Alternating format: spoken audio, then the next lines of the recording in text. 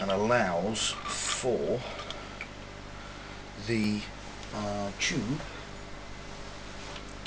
this piece, to lay against that, and obviously when that's clamped down with a bolt, that helps secure it to the face. Obviously this is the piston, which as you can see is greased, but what I want to do is I want to put some grease that handles high pressure under there, so that because what happens is when these are under pressure, if you don't use the right grease, it'll push the grease out and leave the surface dry. What you want to do is have a grease that handles those high pressures, so that it pushes the grease out, but also a lubricant will remain while it's under pressure, which lithium moly is one of the greases that do that. You can also use graphite grease, because it will push the grease out and leave the graphite there. Hence you don't get metal to metal contact. That's the idea anyway. As for the quality of the physics and the quality of the greases, as I say, I mean, use good named greases, you know, to get good results, but it's how they get the ratings up on greases is another thing.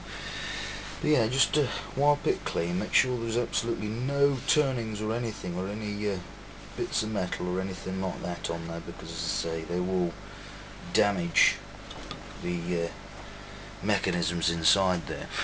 Let me get the grease. Here it is.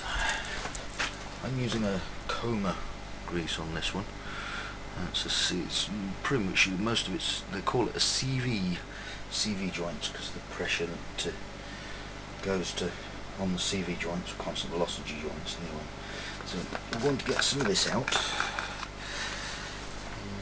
grease it up.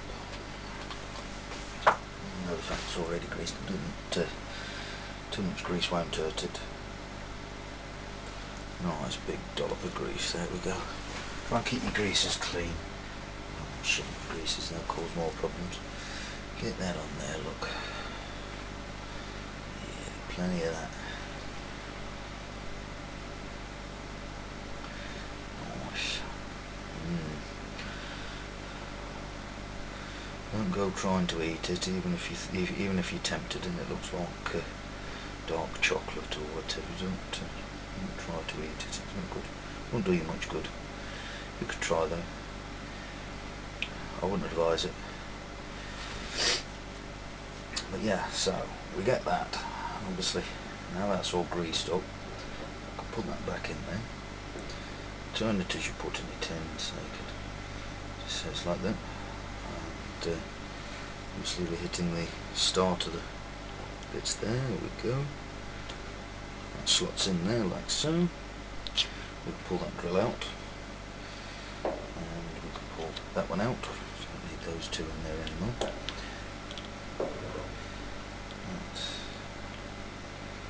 That's greased. So now then, all we need to do is get our other Allen key, the big one, and tighten these back up, like so. Is that one? Lock down, turn round.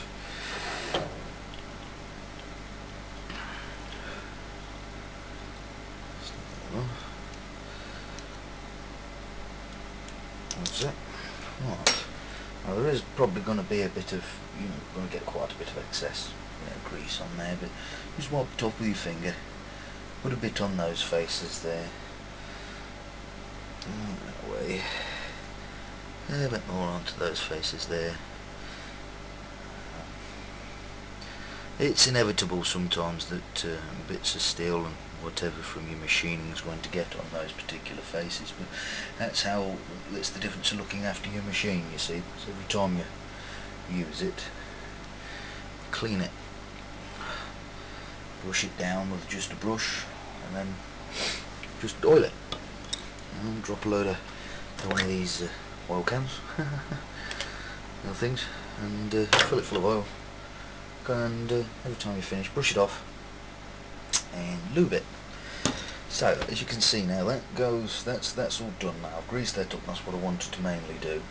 And there's plenty of grease obviously on the points under it, but make sure there is absolutely on this surface no bits of steel or anything. Make sure it's just grease that's on there. I might just take some of this lithium moly grease and stick that on there as well, actually. Or the overspray that's on there, as to say, does wipe it off with your finger, don't waste it. Grease is expensive, especially this bloody stuff, I must admit. They don't come cheap at all. But all the little grooves in here, don't go polishing these, because the idea of this surface is these little grooves are there to hold the oil so it doesn't seize. Otherwise it would seize on you, and you don't want that. So, as you can see, that both of those are, yeah, I've got those right. Both come out on the lock. Let's get the tube again. Obviously I had to machine this tube, just let you know. I had to machine this tube. And I'll tell you what I've forgotten. But yes, I had to machine off on this tube a little bit until I got the right height that was there. I think it was about 2-3 millimeters I needed to take off on this. I'll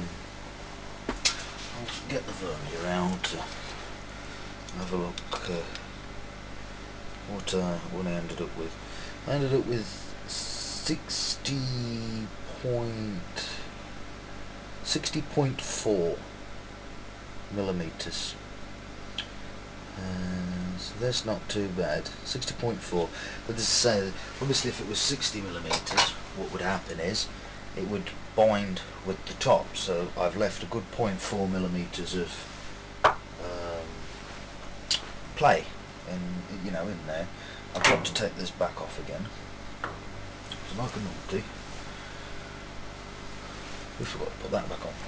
Now this, I'll measure the length of this, just for argument's sake. Like I made this to, it came out at 94.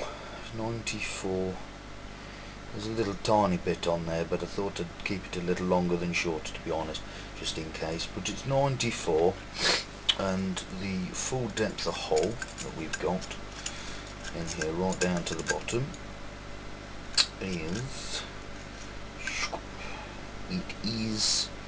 53 millimeters. All the recess in, and obviously this piece here, which I did, is obviously goes down 15 millimeters into there to allow for that. And it's obviously tapped with an M10 by 1.5.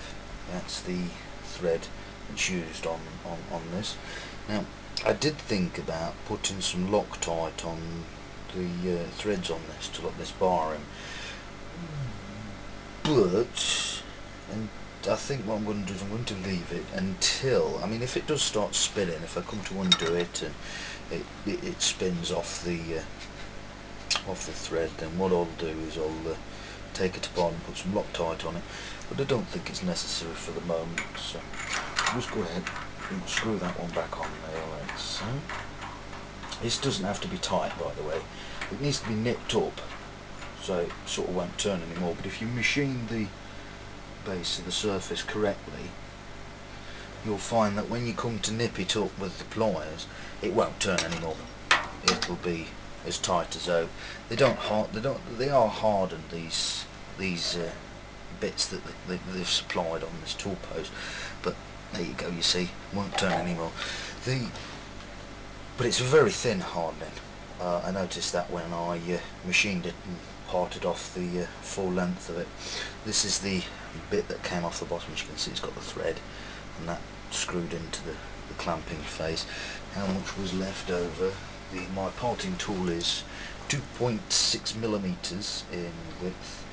This length here is 22. So if we take the 2.6 off, so we were looking at a length of, what was it, 90 something on there.